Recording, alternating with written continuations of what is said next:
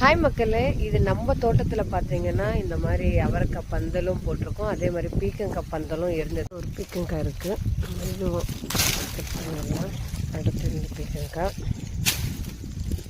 So 2 பீக்கங்காய் பார்த்தீங்கன்னா இதுலேருந்து நம்ம எடுத்துக்கிட்டோம். அவரைக்காய் வந்து ஒரு பறிச்சிக்கலாம்.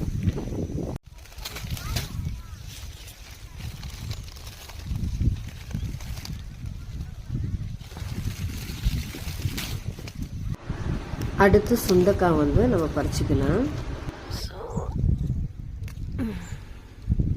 இந்த நெடுக்கவே பார்த்திங்கன்னா கொத்தவரங்காய் தான் போட்டிருக்கோம்.